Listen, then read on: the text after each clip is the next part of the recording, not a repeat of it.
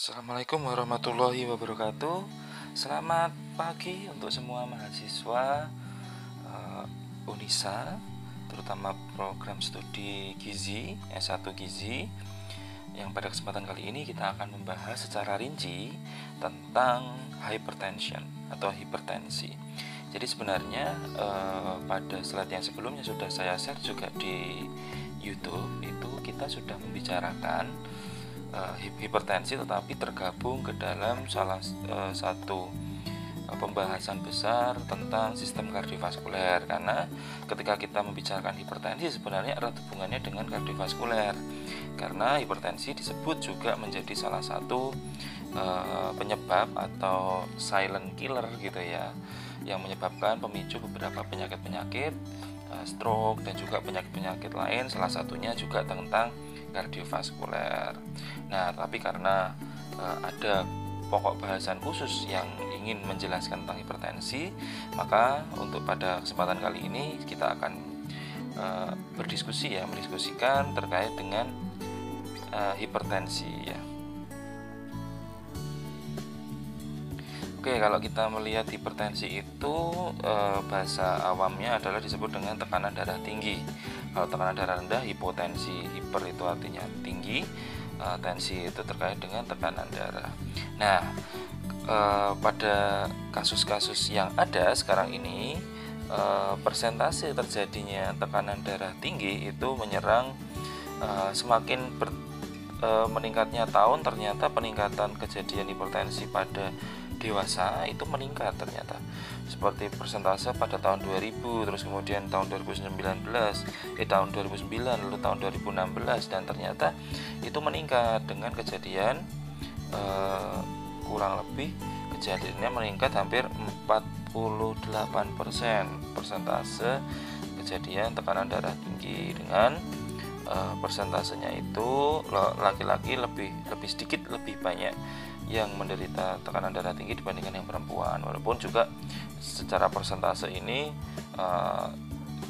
tidak besar signifikansinya perbedaannya. Nah, yang ditakutkan adalah karena dia disebut sebagai silent killer itu tadi adalah di mana dia akan bisa ada komplikasi penyakit-penyakit yang berisiko juga, seperti heart disease ya, serangan jantung, lalu juga aortic aneurysm terkait dengan aortanya, lalu dengan gangguan mata, gangguan otak karena pemicu untuk kemudian pusing, lalu kemudian bahkan ada berisiko stroke gitu ya, dan juga ginjal, karena ginjal juga berperan aktif, salah satu organ yang dimana dia berusaha ketika terjadinya hipertensi, dia yang berusaha untuk melakukan kerja lebih keras untuk melakukan normotensi atau menormalkan tensi. Nah, bagaimana how to prevent atau bagaimana kita mencegah kejadian hipertensi itu, atau kita untuk mengurangi resiko hipertensi? Yang pertama, kita reuse salt. Jadi kita mengurangi asupan garam, apalagi garam yang natrium gitu ya, karena garam natrium itu termasuk salah satu kanal ion yang dimana ketika nanti terakumulasi di dalam tubuh, dia akan melakukan di ginjal itu ada mekanisme dimana dia akan melakukan peningkatan tekanan darah gitu. Maka sekarang ketika harus menggunakan garam pun untuk yang gangguan hipertensi itu menggunakan dia menggunakan garam kalium. Garam kalium itu ion yang berbeda ya. Yang satu NaCl, yang satu KCl, itu yang berbeda, karena sekarang ternyata bisa cukup untuk mengurangi resiko hipertensi juga. Lalu juga yang kedua, more vegetable and fruit. Jadi kita harus lebih banyak konsumsi yang tinggi serat sebenarnya. Jadi yang tinggi serat itu mencegah untuk terjadinya penempelan lemak-lemak yang berisiko flak menempel di pembuluh darah dengan kita mengkonsumsi sayuran ataupun buah gitu, dan meminimalisir makanan-makanan yang mengandung kolesterol tinggi dan asam ya. Lalu kemudian low weight, atau apabila kita overweight gitu ya, kita dengan cara mengurangi berat badan itu juga penting, karena dimana berat badan obesitas itu memicu juga kejadian-kejadian hipertensi dan kejadian-kejadian seperti kardiovaskuler. Lalu juga minimize alcohol and beer. Alkohol juga ketika dia ada di dalam darah, dia tidak akan bisa menyatu dengan hemoglobin dalam darah gitu ya, yang mengakibatkan adanya penyempitan pembuluh darah sehingga menyebabkan kejadian hipertensi. Stop smoking itu juga penting ya, karena juga mayoritas persentase di negara kita ini masih banyak juga seorang perokok, dan juga tidak diimbangi dengan gaya hidup sehat seperti olahraga dan lain sebagainya. Lalu juga adanya exercise ya, 30 sampai 40 menit setiap hari itu seharusnya ada exercise. Bagaimana ada olahraga ringan, pemanasan, adanya stretching seperti itu, mengurangi dengan adanya kita ada sirkulasi keringat keluar, itu kemudian akan melakukan di dalam tubuh akan ada mekanisme pelebaran pembuluh darah atau vasodilatasi. Sedangkan kalau penyempitan pembuluh darah disebut dengan vasokontriksi.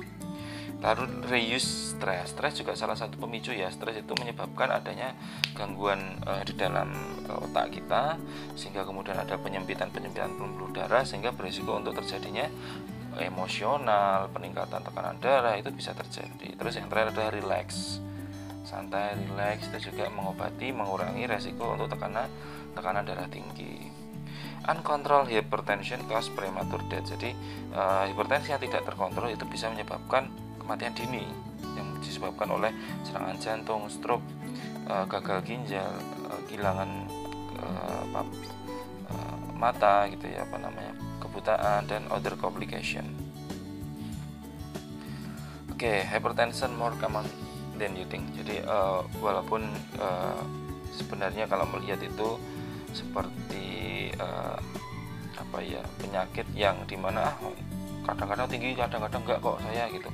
Tapi ternyata ada resikonya juga di sini. Kita melihat 1 dari 3 dewasa di seluruh dunia itu menderita tekanan darah, itu sampai ada survei seperti itu. Lalu 1 dari 4 orang ya memiliki faktor resiko kejadian tekanan darah tinggi. Jadi dia sudah ada prehypertension. Jadi hati-hati ketika ada prehypertension, maka harus mengurangi asupan-asupan seperti gula maupun asupan-asupan seperti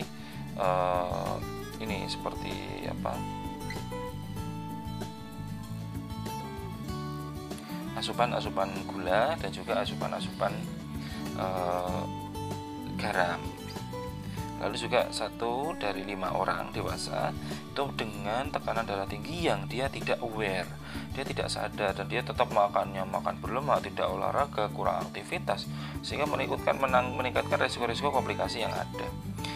Lalu juga 7% more American will have high blood pressure by 2030 research estimate. Jadi ada penelitian kalkulasi bahwa kemungkinan juga di Amerika sana itu ada 77% nanti ada seorang Amerikan yang memiliki tekanan darah tinggi by 2030. Nah, terkait dengan kategorinya, blood pressure kategori ini kita bisa melihat kalau normal itu less than 120 ya. Jadi sekitar maksimal 120 per 80 itu normal. Kalau dia di bawah itu 100 per 70 itu sudah masuknya ke hipotensi atau dia tekanan darah rendah. Itu juga sama berbahaya juga, walaupun tingkat berbahayanya untuk komplikasi berbahaya untuk yang tekanan darah tinggi. Lalu elevate. Jadi di mana sudah tingkatan mau prehypertension gitu ya, itu 120 sampai 129 dengan diastolnya masih 80. Nah, sudah sampai stage 1 high blood pressure itu 130 sampai 139. Untuk diastolnya 80 sampai 89. Nah, untuk yang tekanan darah tinggi level 2 itu sekitar 140 dan ke atasnya, sampai diastolnya itu 90 sampai ke atas. Dan krisis hipertensi ini sangat berisiko ketika dia sudah sampai ke atas 180 tensinya ya. Dan juga diastolnya itu lebih tinggi dari 120. Makanya untuk yang sudah menderita hipertensi dan lansia itu harus minum konsumsi obat rutin itu untuk menjaga tensinya gitu, karena dia tidak mampu untuk menjaga secara tindakan gaya hidup ya, tapi kita bisa menggunakan obat untuk melakukan normal tensi itu tadi, atau menjaga ritme tensi agar tidak sampai ke tekanan darah yang krisis. Nah, kita melihat ini ada beberapa makanan ya sebelum kita nanti masuk ke bagian obat, karena ini saya mengajar gizi gitu ya. Jadi ada beberapa makanan, bahkan ada penelitian itu sebenarnya obat itu adalah makanan yang kita makan gitu. Walaupun obat-obat yang kimia atau sintetis itu hanya sistemnya ketika dia dangerous atau kita memang sangat-sangat membutuhkan itu. Ketika tidak, kita bisa melakukan preventif pertolongan pertama. Awal-awal ketika kita mengalami prehipertensi misalnya, kita bisa melakukan dengan mengatur pola makan. Pola makan atau diet itu menjadi salah satu cara untuk kita food to lower blood pressure, kita untuk mengurangi tekanan darah tinggi gitu ya.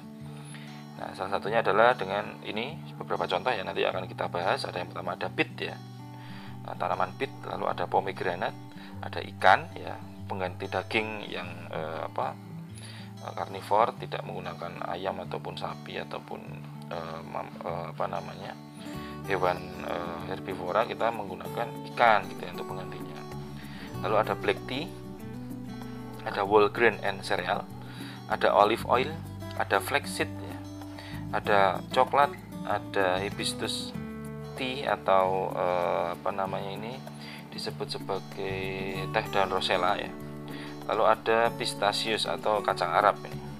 Nah, ini mungkin untuk yang flaxseed ini sekarang ini digadang-gadang sebagai nutrimedicine ya, karena dia digadang-gadang sebagai superfood ya, superfood dimana karena memiliki kandungan gizi yang tinggi dan lengkap, ditambah lagi dengan banyaknya penelitian ilmiah dengan membuktikan banyak manfaatnya ketika menggunakan yang flaxseed ini. Jadi biji-bijian gandum yang terbukti tinggi gizinya untuk yang flaxseed ini. Nah, untuk yang flaxseed sendiri itu tadi kalau kita melihat ya, dimana dia ternyata ada penelitian yang ketika kita mengkonsumsi flaxseed itu tadi atau tanaman biji-bijian yang sudah terbukti memiliki kandungan gizi yang tinggi itu tadi, itu memiliki kemampuan efektif untuk mengurangi tekanan darah tinggi dan juga memiliki gizinya itu apa saja, dimana di situ terkandung alpha linoleic acid, peptid, lignan, fiber dan lain-lain. Nah, untuk flaxseed sendiri memiliki keuntungan overall untuk kesehatan seseorang individu gitu. Bahkan secara kontinu merupakan salah satu the best food untuk lower blood pressure ya, untuk flaxseed gitu ya. Mungkin nanti bisa searching, sepertinya ada yang mengusahakan atau ada yang menjual untuk yang flaxseed ini untuk konsumsi sehari-hari. Lalu selanjutnya kita bicarakan ada dark coklatnya. Ini dark coklat ini beda seperti kalau yang coklat yang coklatos yang kamu beli ataupun minuman coklat yang ada di pinggiran itu, kandungan gulanya itu masih sangat tinggi gitu dibandingkan coklat aslinya. Dark coklat ini benar-benar dark coklat yang masih asli dari tumbuhan kokoa tentunya. Dari tumbuhan kokoa di sini dia yang bahkan kalau dark coklat itu sebenarnya rasanya nggak manis tapi pahit ya. Rasanya pahit. Nah, studi membuktikan bahwa secara reguler kita mengkonsumsi coklat dan kokoa produk yang lain, kita akan membantu untuk menurunkan tekanan darah tinggi ya. Karena di dark coklat itu often rich, jadi banyak kandungan polifenol, contohnya flavanol. Nah, flavanol sendiri ini membantu dalam melebarkan pembuluh darah atau sebagai vasodilatasi sehingga aliran darah menjadi lebih lancar. Nah, coklat turn out to be one of the best food that lower blood pressure. Selain flaxseed tadi, kita juga bisa menggunakan dark coklat yang asli loh ya, dark coklat bukan yang tambahan. Kalau seperti misalnya kita menyebut merek ada silver queen, nah itu sudah ada tambahan glukosanya, ada tambahan fruktosanya di situ sehingga tidak asli dark coklat gitu ya. Lalu kemudian olive oil ini juga sering digunakan ya sebagai pengganti minyak goreng gitu biasanya, tapi memang harganya cukup mahal. Dimana olive oil ini salah satu kita bisa melakukan substituen minyak di dalam tubuh sehingga mencegah untuk adanya flak-flak yang menempel di pembuluh darah itu bisa dihancurkan atau dihilangkan dengan kita konsumsi olive oil ini. Ini bisa olive oil bisa secara reguler diminum, bisa digunakan untuk memasak gitu. Olive oil ini one of the healthy oil among all. Olive oil ini termasuk tinggi polifenolnya dan juga secara fasilitas bisa melakukan penurunan tekanan darah. The best result will be obtained in the regular consumption of for a period of a minimum 4 bulan. 4 bulan baru kita bisa mengetahui apakah memang benar-benar bisa turn out, bisa mengurangi tekanan darah apa tidak. Kebanyakan studi mengatakan seperti itu, tidak bisa secara langsung, tapi harus rutin tubuh tubuh akhirnya melakukan adaptasi dengan minyak substituen ini sehingga mencegah adanya flak-flak mungkin kolesterol yang menempel dalam tubuh kita ketika menggunakan olive oil. Nah, terus kemudian adalah beet ya. Tanaman beet ini adalah tanaman umbi-umbian yang banyak digunakan untuk pengobatan alami. Manfaat buah beet yang dapat dikonsumsi dengan cara direbus, ya ini bisa direbus, dipanggang, di jus atau dimakan mentah. Ini pun sangat banyak. Tapi beet bukanlah jenis buah-buahan melainkan umbi-umbian berwarna merah gelap yang tumbuh di dalam tanah. Ini seperti bentuknya seperti bawang gitu, tapi sebutnya tanaman beet. Beet sendiri merupakan terdiri oleh kandungan nitrat, vitamin B, iron, mangan, koper atau tembaga dan magnesium, dan juga the regular consumption of beetroot ya just along with apple juice is found to be extremely effective in lowering the blood pressure level ya. Jadi dia secara efektif bisa mengurangi tekanan darah tinggi gitu. Nah, beets juga salah satu tumbuhan tanaman yang juga digunakan untuk help anemia karena dia mengkonsumsi kurang darah ya, sehingga karena dia terdiri dari excellent source of iron ya, ada logam-logam yang terkandung di dalamnya sehingga dia bagus untuk penderita anemia. Oke, selanjutnya kita akan ini ada pistasius atau kita nyebutnya kacang Arab gitu ya. Kacang Arab sendiri ini bentuknya kita tinggal mengupas gitu, kalau sudah matang dia akan terbuka sendiri gitu. Nah, biasanya ini untuk secara reguler itu digunakan untuk mengurangi tekanan darah pada orang-orang yang menderita dengan kolesterol tinggi. Dan kolesterol tinggi itu ketika kita secara reguler menggantikan makanan-makanan kacangan dengan kacang Arab ini, itu secara reguler bisa mengurangi tekanan darah gitu, dengan cara mengurangi adanya konstriksi atau penyempitan pembuluh darah karena adanya kandungan flak-flak kolesterol yang menempel di pembuluh darah. Lalu kemudian pomegranat ini juga sering digunakan sekarang, ini baru in ya, banyak minuman-minuman mengandung pomegranat gitu, karena pomegranat itu juga ternyata memiliki excellent source of potassium ya, polifenol, iron dan lain-lain sebagainya. Jadi dia sumber terbanyak dari potasium, polifenol, iron dan lain sebagainya. Dan juga being a rich source of iron, and the frequency consumption of pomegranate or pomegranate juice will help in reducing anemia. Jadi untuk mengatasi anemia juga banyak kita mengkonsumsi pomegranate gitu ya, atau pomegranate juice. Pomegranate juga termasuk salah satu the best food that lower blood pressure. Lalu ikan fatty fish ya, atau ikan berlemak is found to be the one best food that reduce blood pressure with no bad effect on the body. Jadi karena di dalam ikan ini mengandung banyak omega 3 dan asam lemak ya, yang dia berfungsi sebagai substituen lemak jenuh atau lemak jahat di dalam tubuh. Jadi itu juga sangat baik ketika kita konsumsi ikan ini untuk terkait dengan rambut, terus kemudian kulit, dan bahkan overall di kehidupan individu seseorang. Jadi sebenarnya kenapa memilih ikan ini bukan terus ikan sebagai dia akan mampu untuk reduce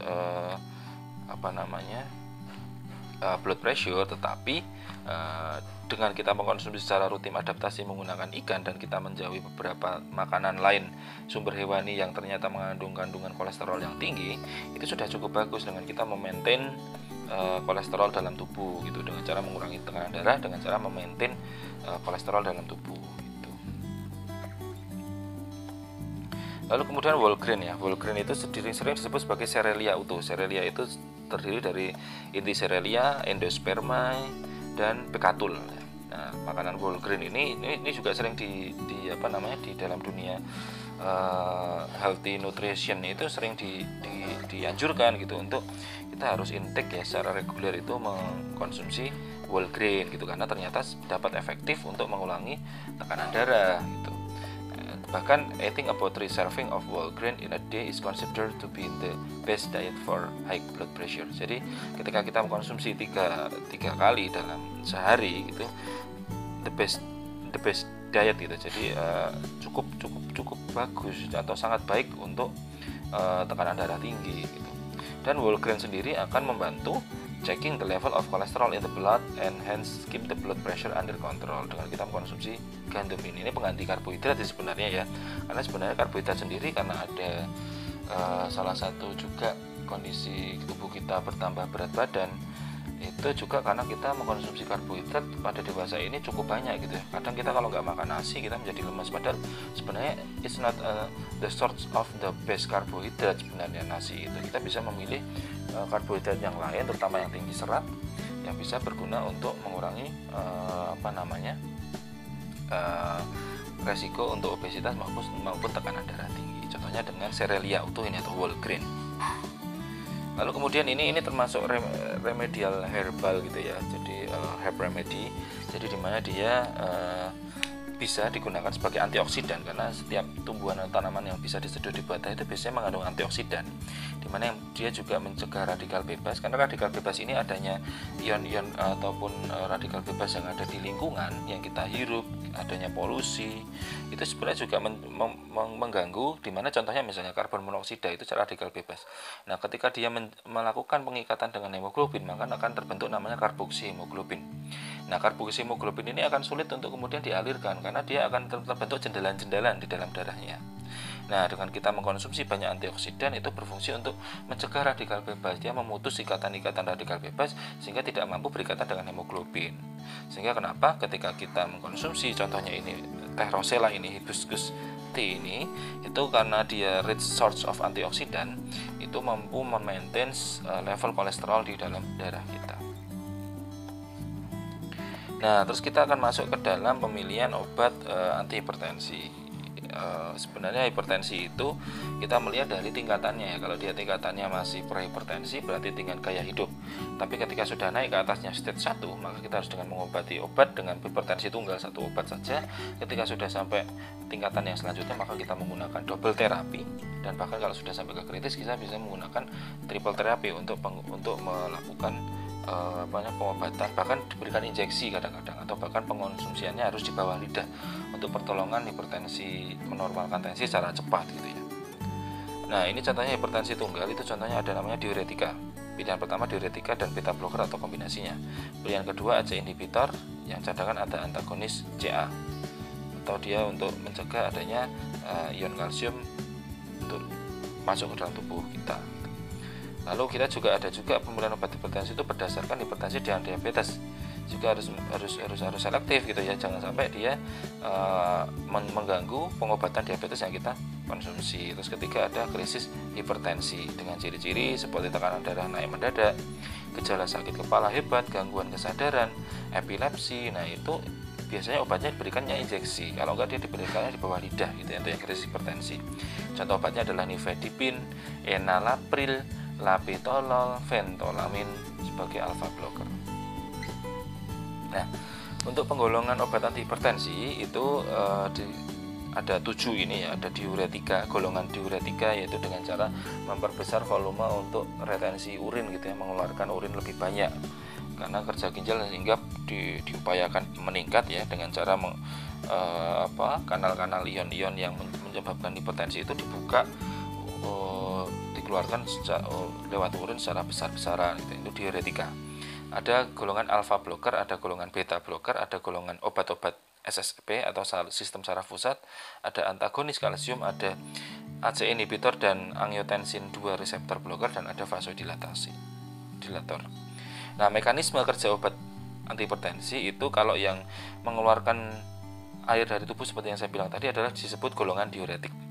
Jadi dia asumsinya atau logikanya adalah tekanan darah tinggi itu kan kita bisa mengurangi tekanan darah tinggi dalam tubuh kita dengan cara harus ada open close. Jadi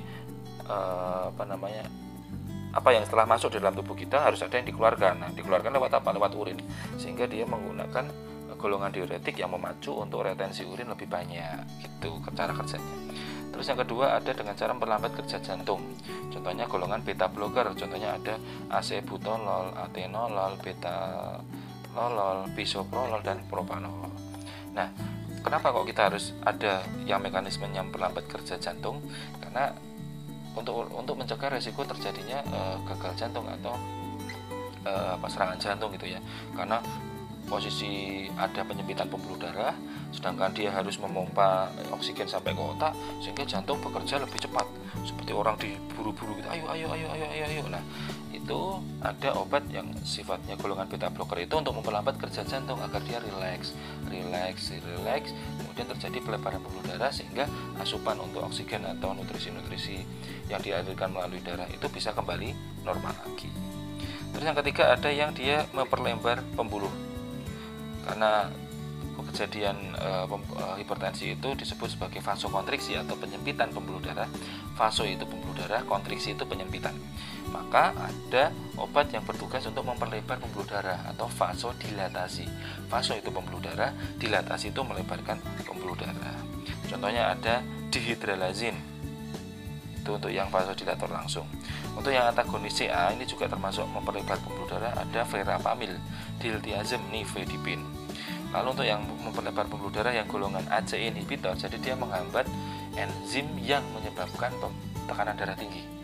Jadi dalam tubuh itu ada enzim namanya angiotensin yang itu akan menyebabkan tekanan darah tinggi. Nah, itu dihambat enzimnya yang menyebabkan perubahan angiotensin 1 menjadi angiotensin 2. Jangan sampai dia berubah menjadi angiotensin 2. Dihambat enzimnya yang menyebabkan perubahan itu dengan mekanismenya dia melebarkan pembuluh darah, tapi secara mekanisme lebih dalam adalah dia mencegah terjadinya perubahan angiotensin, hormon angiotensin menjadi angiotensin 2 dengan cara menghambat enzimnya itu jadi seperti bensin kita.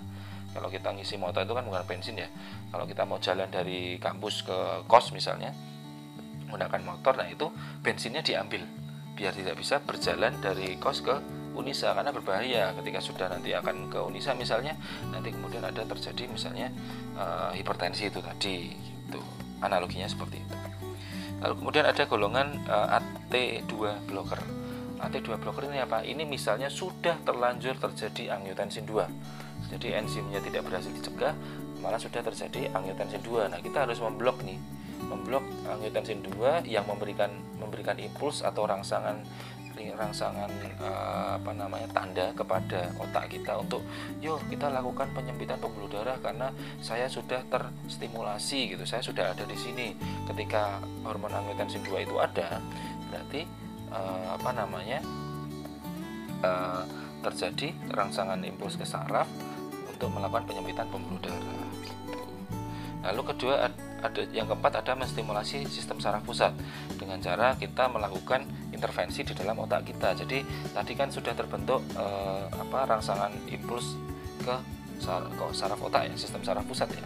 Nah, itu kita ketika sudah angiotensin sudah mengirimkan rangsangan impuls ke saraf, nah itu kita melakukan intervensi di sistem saraf pusatnya dengan cara kita melakukan relaksasi dengan obat yang jenisnya agonis alfa 2 sentral. Contohnya ada klonidin, mixominidin, ada metildopa. Untuk metildopa sendiri merupakan salah satu atau satu-satunya ya sejauh ini yang paling aman digunakan untuk ibu hamil. Jadi kan ibu hamil ada juga resiko hipertensi atau kita nyebutnya preeklamsi. Karena preeklamsi itu berisiko juga nanti terjadi keguguran, terus ada kelahiran prematur karena tekanan darah tinggi pada ibu hamil, sehingga dia mengkonsumsi obat pengatur tensi yang namanya metildopa. Ini golongan menstimulasi sistem saraf pusat yang paling aman. Nah, ada juga yang mengurangi pengaruh sistem saraf otonom terhadap jantung dan pembuluh. Jadi sistem saraf pusat kemudian akan memberikan sinyal kepada sistem saraf otonom untuk melakukan intervensi ke jantung itu tadi, jantung dan pembuluh. Nah, ketika sudah sampai sistem saraf pusat, ketika dia menghantarkan impuls ke sistem saraf otonom, yang kita pengaruhi atau intervensi adalah sistem saraf otonom ini dengan kita mengurangi sistem saraf otonom terhadap intervensinya pada jantung dan pembuluh darah. Contohnya ada alfa 1 blocker, ada beta blocker, ada alfa atau beta blocker. Loh Pak, berarti beta blocker itu bisa memperlambat kerja jantung, bisa untuk mempengaruhi sistem saraf otonom. Iya, jadi kerjanya secara mekanismenya untuk memperlambat kerja jantung. Tetapi secara lebih dalamnya adalah dia mencegah pengaruh sistem saraf otonom untuk melakukan intervensi kepada jantung yang menyebabkan pacuan jantung menjadi lebih tinggi. gitu. Makanya beta blocker itu golongannya beta blocker, tapi mekanismenya itu memperlambat kerja jantung dan mengurangi pengaruh sistem saraf otonom terhadap jantung dan pembuluh darah. Apakah ada efek sampingnya? Ada ya, apalagi di dalam tensi atau tensi itu ada namanya hipotensi atau tensi rendah. Bisa juga kita ketika mengkonsumsi terlalu banyak obat obat tekanan darah tinggi itu malah menjadi hipotensi, terlalu rendah tensinya gitu ya, malah menjadi shock anafilaksi yang ditakutkan.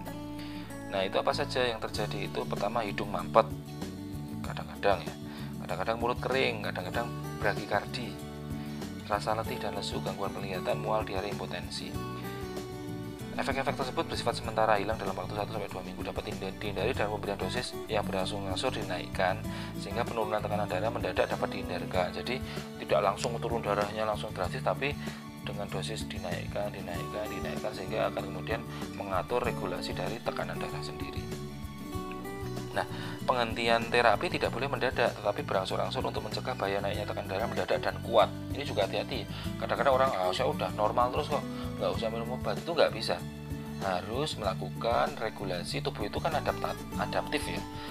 Tubuh yang adaptif itu sehingga ketika kita sudah secara rutin mengkonsumsi obat tekanan darah tinggi itu, kita untuk menguranginya sampai tidak mengkonsumsinya harus perlahan-lahan. Jadi sebelumnya misalnya menggunakan dosis yang 10 mg, kita turunkan menjadi 5 mg 2 kali sehari, lalu kemudian menjadi 5 mg 1 kali sehari, terus kemudian diturunkan menjadi 2,5 mg 1 kali sehari, baru diturunkan sama sekali tidak mengkonsumsi obat tensi tersebut, sehingga tubuh menjadi adaptif dengan regulasi atau kebiasaan setelah lama mengkonsumsi obat tensi. Dan juga dengan ada gaya hidup yang sudah berubah, dengan misalnya mengurangi berat badan, exercise, itu juga sangat membantu.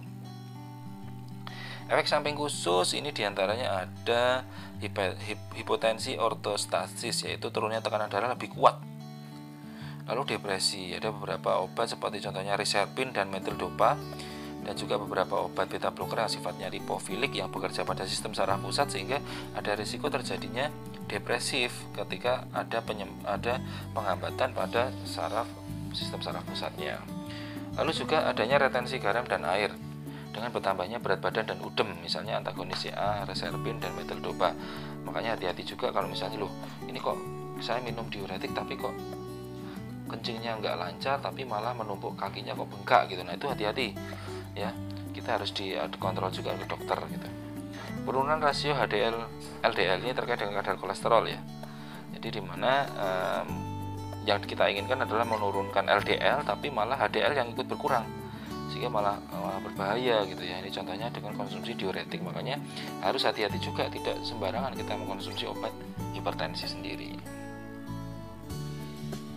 Nah, kehamilan dan laktasi, sebenarnya kehamilan sendiri diuretik itu ada namanya thiazid dan furosemid, itu menimbulkan gangguan elektrolit pada janin ya, makanya tidak boleh. Yang boleh itu seperti saya bilang tadi adalah contohnya yang paling aman adalah metildopa, dapat digunakan ibu hamil yang hipertensi.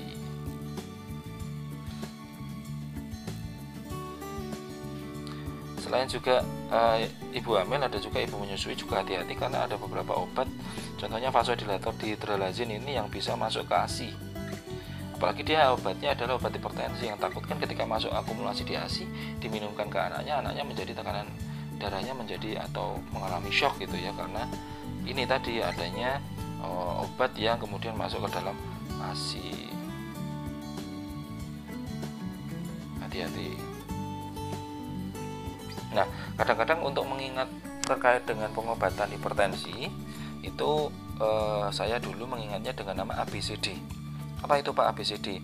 A itu ACEI atau ARB, ini angiotensin converting enzyme atau menghambat angiotensinnya, atau ARB angiotensin reseptor blocker, ini mencegah adanya reseptor sinyal angiotensin 2 untuk memberikan sinyal ke sistem saraf pusat.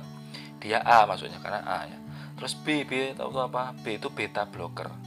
C itu apa? C itu kalsium kanal blocker, CCB, dengan cara mencegah pembentukan kanal kalsium atau menutup kanal kalsium di dalam ginjal yang kemudian karena ketika tidak ditutup maka adanya pompa kalsium yang terus-menerus dikeluarkan akan menyebabkan regulasi tubuh menjadi melakukan hipertensi atau vasokonstriksi atau penyempitan pembuluh darah. Dan yang D adalah diuretik ya, dengan meningkatkan retensi urin, meningkatkan volume pengeluaran urin. Nah, ini beberapa contoh obatnya. ABCD in treatment ada A, ACE inhibitor, contohnya ada enalapril atau captopril. Beta blocker ada atenolol atau propanolol. CCB itu kalsium kanal blocker, contohnya ada amlodipin atau morfedipin. Terus yang diuretik ada contohnya furosemid. Nah, tapi juga itu tadi contoh-contoh obat yang menggunakan yang untuk hipertensi ya, yang sering digunakan rutin gitu. Nah, ini ada juga beberapa contoh. Ini sebenarnya sudah di slide sebelumnya sudah kita bahas, ini sekilas saja, bahwa ada juga pendekatan pengobatan itu dengan herbal ya, atau herbal remedy. Beberapa tanaman obat itu dibuktikan secara klinis itu dapat mengontrol tekanan darah, dan mekanismenya itu sama juga sebenarnya, dapat melakukan penghambatan angiotensin converting enzim atau menghambat enzimnya, atau melebarkan pembuluh darah atau vasodilatasi, serta diuretik atau meningkatkan retensi urin. Tanaman berkhasiatnya contohnya ini ada mentimun, seledri, kumis kucing, mengkudu, bawang putih, bawang merah, alpukat, sambiloto, belimbing wulo, pegagan, kurkuma, ginseng, daun bungu, bunga rosella, pule pandak, dan daun salam. Mentimun ini sering digunakan ya, sempat di slide yang sebelumnya saya pernah bercerita juga bahwa kenapa kok di dalam sate atau tongseng itu kok lalapannya timun. Sebenarnya karena orang-orang dulu itu sudah tahu bahwa ketika ada resiko terjadinya hipertensi, kita bisa mengurangi dengan cepat dengan mengkonsumsi sayuran yang mengandung kalium tinggi. Itu apa? Itu mentimun, dengan kemudian dia akan melancarkan buang air besar dan air seni gitu ya. Gitu. Contohnya adalah mentimun. Karena mentimun sendiri mengandung beberapa zat saponin, protein lemak, kalsium, fosfor, besi, belerang, vitamin A, B1, C, dan E yang dapat menghambat resiko penuaan dan keriput. Dan juga timun juga mengandung flavonoid dan polifenol sebagai anti radang. Bahkan asam malonat menekan gula agar tidak berubah menjadi lemak, baik untuk mengurangi berat badan. Kandungan seratnya tinggi untuk memperlancar buang air besar. Lalu kemudian ada seledri atau Apium graviolen ya. Ini juga sering digunakan, di mana seledri ini digunakan masak gitu ya, atau bisa juga dibuat ekstrak seledri. Itu juga kadang digunakan untuk pengobatan tekanan darah.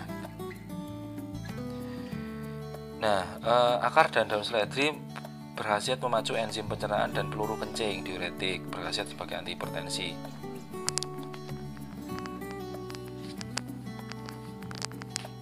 Buah dan bijinya itu sebagai pereda kejang atau antispasmodik, menurunkan kadar asam urat darah atau antirematik atau gout. Dosisnya itu buah kering setengah sampai 2 gram dibuat dekokta. Dekokta itu kalau bahasa dulu itu dekokan, kayak buah teh itu loh. Jadi caranya buah kering ditumbuk, terus kemudian diseduh kayak teh gitu, terus dekokan. Jadi dia di bawah tehnya, nanti airnya di atas yang kita gunakan. Gitu. Itu bisa juga untuk konsumsi harian, untuk akar dan daunnya itu bisa untuk sebagai antihipertensi. Ini khasiat-khasiatnya.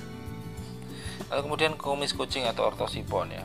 Ortosipon ini termasuk salah satu tanaman yang secara klinis itu sudah dibuktikan bisa untuk batu ginjal ya. Dia meluruhkan batu ginjal, memecahkan batu ginjal dengan kumis kucing, dengan tanaman namanya kumis kucing. Bahkan bisa juga untuk infeksi saluran kencing, untuk kencing batu, demam, dan darah tinggi. Untuk darah tinggi itu secara turun-temurun itu digunakan dengan cara kumis kucing yang telah kering sebanyak 50 gram. Bersihkan dahulu dengan dicuci. Setelah itu rebus dengan air, saring, dan dinginkan. Apabila menggunakan daun yang masih basah, seduh sebagaimana menyeduh teh. Minum sehari 1 gelas. Yang selanjutnya adalah mengkudu. Mengkudu itu pahit ya, itu bisa digunakan untuk diabetes dan untuk hipertensi juga sama, bisa membantu untuk mengeluarkan air kencing lebih banyak atau diuretik. Lalu kemudian bawang putih ya. Bawang putih juga sama, memiliki khasiat karena ada kandungan minyak atsiri, alin, dan kaliumnya itu sebagai antihipertensi. farmakologinya itu memiliki sifat antioksidan, juga menurunkan kadar gula darah, hepatoprotektor ya karena sebagai paracetamol bisa juga, dan juga bisa menurunkan tekanan darah. Memiliki 3 senyawa utama antioksidan: dialil silfida, dialil disulfida, dan dialil trisulfida. Terus kemudian ada sambiloto, ini Hydrogaphis herba, ini juga sama. Nah, ekstraknya itu bisa digunakan untuk tekanan darah gitu ya. Lalu ada apa lagi? Ada belimbing wuluh, ini daunnya. Daunnya ini bisa digunakan juga untuk tekanan darah. Secara tradisional digunakan sebagai antihipertensi dengan membantu peluruan air seni lebih banyak. Ada apa lagi? Ada herba pegagan. Herba pegagan untuk sebagai hipertensi, dia memperkuat dinding pembuluh darah. Pembuluh darah itu kan ada resiko juga, semakin tua itu kan ada semakin resiko degenerasi fungsi organ ya. Nah, itu memperkuat dinding pembuluh darahnya, itu kita bisa menggunakan herba pegagan ini. Tanaman pegagan ini, kadang-kadang tanaman pegagan ini tumbuh di sekitar sungai malah, tapi berfungsi juga efektif untuk beberapa jenis penyakit. Ada lagi contohnya adalah ginseng radik atau arka ginseng, itu juga secara pengobatan Chinese traditional medicine bisa digunakan untuk antihipertensi. Apalagi ada alpukat. Alpukat juga sama karena dia sebagai anti kolesterol sebenarnya ya, karena dia sebagai penyedia HDL gitu ya, untuk mencegah adanya penumpukan LDL dalam tubuh kita, sebagai antilipidemia gitu ya.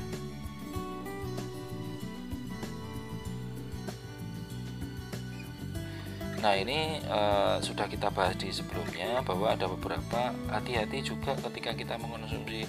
Kan salah satu utamaan dari gizi mempelajari farmakologi adalah dia akan mengetahui, dia tidak perlu secara dalam mengetahui efeknya seperti apa, dosisnya seperti apa, cukup mengetahui apakah ada interaksi antara makanan yang dibuat oleh nutrisionis dengan pemberian obat oleh farmasis gitu. Nah, ini ada beberapa hati-hati ketika kita mengkonsumsi obat-obat hipertensi dengan kita memasak tapi menggunakan garam yang cukup tinggi.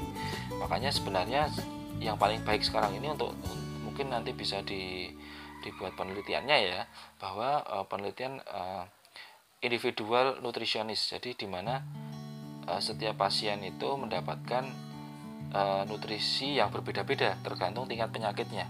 Kalau dia terkena hipertensi, maka tidak perlu ada kandungan sodium atau natrium, tidak perlu juga ada kandungan kalsium yang tinggi, misalnya susu yang berisiko juga ada peningkatan tekanan darah. Lalu juga tidak menggunakan atau mengkonsumsi pemberian orange juice, itu juga tidak diperbolehkan karena bisa mengurangi absorpsi dari obat-obat hipertensi. Terus kemudian ada obat yang jenis statin, ini obat-obat anti kolesterol ya, untuk mengurangi LDL kolesterol. Itu kita juga ketika mengkonsumsi obat kolesterol ya jangan makan banyak makanan berlemak, nanti malah tidak ada gunanya gitu ya. Dan hati-hati juga kita tidak mengkonsumsi jus anggur maupun jus yang memiliki kandungan sitrum yang tinggi. Lalu juga yang ketiga ada vasodilator. Oh iya, tadi sampai mana ya? Ini herba pegagan ya, ini akar ginseng, ini alpukat, ini antilipidemia. Nah, ini kenapa kok alpukat bisa digunakan, karena itu tadi dalam keadaan normal kolesterol ke dalam darah sesuai kebutuhan, tetapi diet kadang-kadang kalau terlalu banyak kolesterol akan mengganggu membentuk flak-flak dalam darah. Nah, mohon maaf ini karena ternyata saya lupa untuk menggeser slide, tapi penjelasannya hampir mirip saja. Jadi tadi sampai ke vasodilator ya, di mana vasodilator itu salah satu obat untuk melebarkan pembuluh darah ya, untuk obat hipertensi. Ya, kita harus interaksinya apa? Tidak mengkonsumsi alkohol, mengurangi asupan natrium dan juga kalsium gitu. Lalu selanjutnya untuk antikoagulan atau anti pembekuan darah, ini biasanya untuk yang beresiko mencegah stroke gitu ya. Nah, itu juga hati-hati bahwa kita harus ketika kita mengkonsumsi antikoagulan, maka makanannya kita harus yang merendah vitamin K, jangan sampai ada vitamin K atau vitamin E yang berlebih ketika konsumsi ini. Bahkan tidak dianjurkan untuk konsumsi green tea, apokat ya, pepaya, mangga gitu. hati-hati, bahkan alkohol gitu ya, hati-hati. Apalagi juga yang mengandung bawang gitu ya, hati-hati ketika kita sedang mengkonsumsi obat antikoagulan atau anti pembekuan darah ini. Lalu ada juga antiplatelet agent, ini juga sama, antikoagulan juga ya. Ini juga hati-hati, kita tidak harus membatasi konsumsi alkohol atau menghindari, sama sekali menghindari alkohol, membatasi kafein ya dalam kopi, nggak boleh mengkonsumsi kopi dulu. Dan hati-hati koagulasi, resiko malah bertambah nanti, semakin tidak membeku darahnya atau semakin beresiko perdarahan dengan kita mengkonsumsi bawang, ginger, jahe, ginkgo, ginseng, dan beberapa kacang horse chestnut.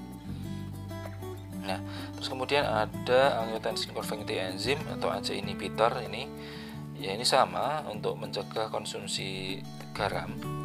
Terus juga hati-hati juga terhadap garam yang potasium atau kalium dan magnesium juga. Tidak minum alkohol atau membatasi minum alkohol, decrease sodium dan kalsium. Terus kemudian ada angiotensin 2 ya. Angiotensin 2 ini kita harus hati-hati konsumsi, sama sebenarnya, bahwa hati-hati ketika kita konsumsi suplemen yang mengandung potasium dan garam-garam pengganti. Mengurangi konsumsi kalsium dan natrium ya. Hati-hati ya, kalium itu berbeda dengan kalsium ya. Kalium itu nama lainnya potasium, kalau kalsium itu Ca untuk anunya